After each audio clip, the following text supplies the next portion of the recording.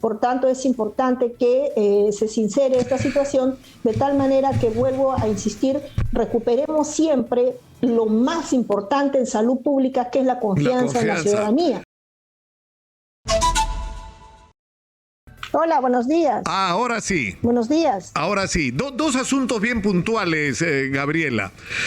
Lo primero, el ministro, a mí realmente me ha producido una gran indignación, ¿no? Porque, digamos, las personas y los funcionarios se pueden equivocar, ¿no es cierto? Pero a lo que no tienen derecho es a mentirnos. Y ayer el ministro de Salud ha dicho que no ha habido error en la vacunación. Y yo he mostrado el protocolo de la campaña y sí ha habido error, le dieron el doble de la dosis que el propio protocolo del Ministerio de Salud establecía. ¿Qué información es la que tú tienes, Gabriela? Sí, mira, lo que tenemos que tener claridad y sobre todo la preocupación en que la población, para empezar en el intro, nuestros compañeros del sistema sanitario privado, del Estado, así como también la población, tienen que tener claridad que las vacunas que utilizamos en el país son seguras, además que su eficacia está demostrada. Adicionalmente a eso, todos los países tienen la obligación de elaborar y aprobar y difundir y aplicar sus protocolos de vacunación, siempre teniendo en cuenta las recomendaciones de la FDA, de la Organización Mundial de la Salud, las pautas de las revisiones sistemáticas de investigaciones vinculadas a la utilización de las vacunas.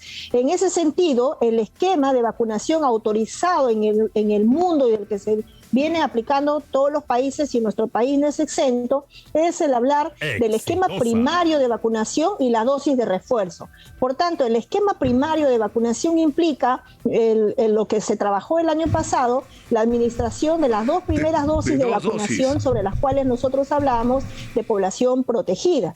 Y luego hablamos ya de una tercera dosis, que sería el primer refuerzo, y luego la cuarta dosis, que sería el segundo refuerzo.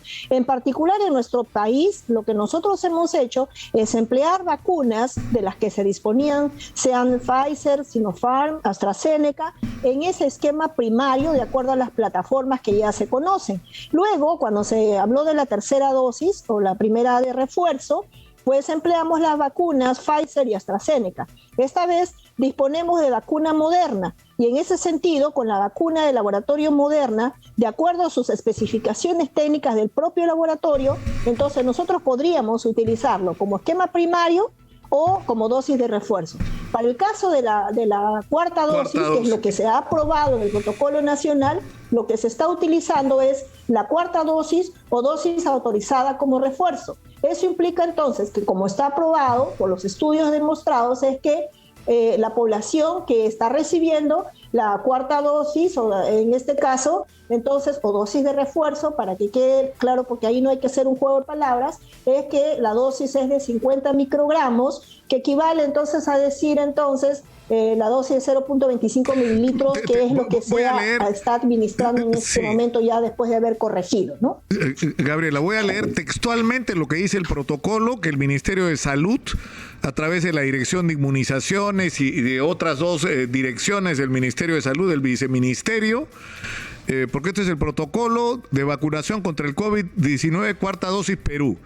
Esto es un documento oficial del Ministerio de Salud que suscriben la Dirección Ejecutiva de Inmunizaciones, la Dirección General de Intervenciones Estratégicas en Salud Pública y el Viceministerio de Salud Pública, y tiene como fecha marzo. Y ahí dice literalmente esto sobre la cuarta dosis: personas de 18 años de edad en adelante. A las personas adultas se les debe administrar una dosis de refuerzo, es decir, lo que los gringos llaman booster, de Spikevax, que es el nombre que tiene la vacuna Moderna. 0.25 mililitros que contienen 50 miligramos de ARNM. Esto es la mitad de la dosis de la pauta inicial por vía intramuscular, cuando hayan transcurrido por lo menos 3 meses desde la terminación de la pauta inicial de vacunación. Es decir, ¿cómo puede salir el ministro de Salud ayer a decir que no se está aplicando una dosis de refuerzo, sino que acá estamos usando un esquema diferente? Eso no es cierto. Y tan no es cierto que han tenido que corregir y empezar a aplicar la mitad de la dosis, que es la que su propio protocolo establecía.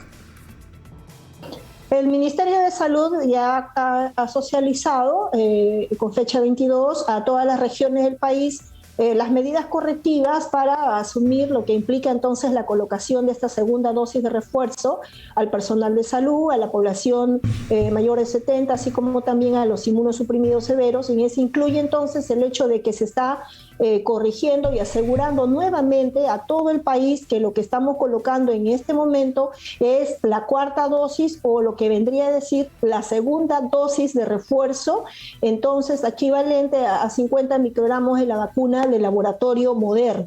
Esta decisión justamente está basada y relacionada a lo que además paralelamente el sector está desarrollando en función a su responsabilidad, que es la vigilancia epidemiológica de los eventos supuestamente atribuidos a la vacunación. Por tanto, entendemos que en los siguientes días, en aras de la transparencia, lo que el país debe conocer es cuánta cantidad de dosis se han colocado en la dosis máxima de 100 microgramos, y cuál es el seguimiento que se ha realizado a la población objetivo vacunada, y entonces cuánta cantidad de SAVIs entre los que se han notificado como leves y además dentro de los esperados, gracias a Dios, se han reportado en estos días de la vacunación. Claro, necesitamos saber a cuántas personas le aplicaron el doble de la dosis de refuerzo que correspondía, pero además saber quiénes son los responsables de haber actuado contra el propio protocolo del Ministerio de Salud. Porque no solamente significa que le has provocado felizmente y solamente malestares, incomodidades, sino que además has perdido esas dosis que podrías haberlas utilizado para otras personas. Es decir, por cada uno que se vacunó con sobredosis, has podido vacunar 2. Es decir, ¿cuántas vacunas hemos perdido entonces? O sea, ¿a cuántas personas hemos dejado sin cuarta dosis por esto, no? Claro, hay un tema de discusión técnica al respecto, porque por eso informamos que en realidad el plan de crisis comunicacional, lo que se tiene que hacer saber a la colectividad y a los compañeros es cuál de los tipos de vacunas hemos empleado, si es la vacuna que se tiene para el esquema primario o las vacunas de la dosis de refuerzo autorizadas, porque hay una característica incluso diferenciada, hasta en colores, y del mismo modo también asegurar con un mensaje claro que ya las medidas correctivas se han asumido. En realidad estamos todos convencidos de que a la fecha no se han registrado eventos severos que notificar. Sin embargo, lo importante para nosotros es recuperar la credibilidad de nuestra población interna, los trabajadores de salud, así como también no perder la confianza de la población, porque aquí tenemos adultos mayores que ya están en momento de colocarse, mayores de 70, de colocarse la cuarta dosis. Recordemos que todos los que se han vacunado desde octubre, que fueron una buena cantidad de personas, nosotros a diciembre del año pasado ya teníamos cerca de 3 millones de personas que se habían colocado la tercera dosis, entonces sí tenemos población objetivo. Por tanto, es importante que se sincere esta situación de tal manera que, vuelvo a insistir, recuperemos siempre lo más importante en salud pública, que es la confianza en la ciudadanía.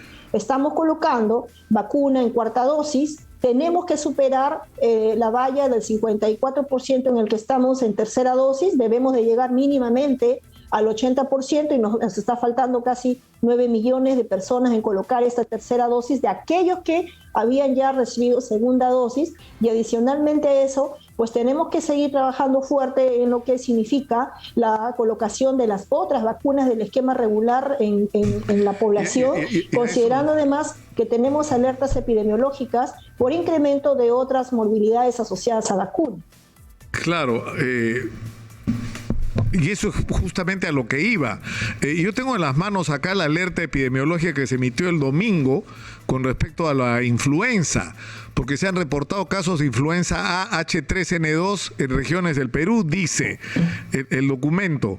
Y se describe aquí lo que pasa, pero además se establece que hay una persona que ya falleció por influencia en la ciudad de Lima, no se da detalles, pero se dice que ha sido en una institución castrense, me imagino que ha sido en un centro, ¿no? En la Escuela Técnica del Ejército me dicen que ha ocurrido, donde se han presentado 22 contagiados. El tema es que la influenza también te puede matar, ¿no? La influenza también te puede matar y para eso hay vacunas. Ahora, lo que yo entiendo que ha ocurrido, y yo no sé si tú tienes, Gabriela, la información, es que por alguna razón estamos atrasados en la vacunación contra la influenza. Es más, que no hay en este momento en Senares, en los almacenes, vacunas de influenza disponibles, porque no han llegado al Perú. ¿Qué pasó con eso? O sea, necesitamos vacunar a la gente contra la influenza y aparentemente no tenemos las vacunas. Recordemos que el año pasado, a fines de año, en los 2 últimos meses, con énfasis en realidad de octubre, nosotros tuvimos alertas por incremento y circulación de influenza, sobre todo en las regiones de la Amazonía del país. Y en ese sentido, pues, lo que se hizo fue hacer una revisión incluso de aperturar la población objetivo para proteger contra la influenza y se emitieron documentos donde se puede colocar en forma simultánea a la población vacunas contra la COVID y contra la influenza, porque hay un momento en que se pensaba en que podría haber alguna reacción adversa. Entonces se aprobó ese protocolo y desde ese momento, a fines de año, incluso en los 2 primeros meses del año, entre enero y febrero, se ha utilizado las reservas de vacuna contra la influenza para la colocación a la población. Sin embargo, pues entendemos que este año se debe continuar y para ello se requiere que el país tenga ya el ingreso de vacunas para lo que significa la cohorte de este año 2022, entendiéndose que las vacunas contra la influenza son adquiridas todos los años con un patrón de nuevas cepas relacionadas al patrón estacional, para que quede claro. En ese sentido, lo que tendríamos que asegurar, y tomando en cuenta esta alerta epidemiológica, porque en una de sus recomendaciones finales dice asegurar la vacunación en la población susceptible. Exitosa. Entonces, como recomienda la CDC, lo que se tiene que hacer es agilizar los procesos para garantizar, si es que aún no ha ingresado la vacuna al país, se disponga de estas para poder utilizar en la población objetivo. Recalcó de todas maneras nuevamente que se requiere la dosificación que corresponde al ejercicio 2022 con las cepas que corresponden a este periodo. Entonces, claro, siendo que estamos en una alerta, hay que establecer un proceso de vigilancia epidemiológica, porque lo que dices, Nicolás, es bien cierto. La influenza es una enfermedad post-pandémica que se quedó circulando en el país. Este es un serotipo que tenemos siempre, y el problema es que si esta afecta a población vulnerable o con ciertas comorbilidades, puede potenciar el daño y definitivamente sí podría haber complicaciones y muerte como la que ya estamos conociendo y se está investigando. Recordemos que en la Amazonía el año pasado también tuvimos personas que estuvieron relacionadas, no hubo un brote exorbitante, pero sí tuvimos casos asociados a H3N2 y sí tuvimos que controlar rápidamente con vacunas. Gabriela, te agradezco mucho por esta comunicación, muy gentil por estar con nosotros, y una pena que no estés donde deberías estar en este momento. Un abrazo.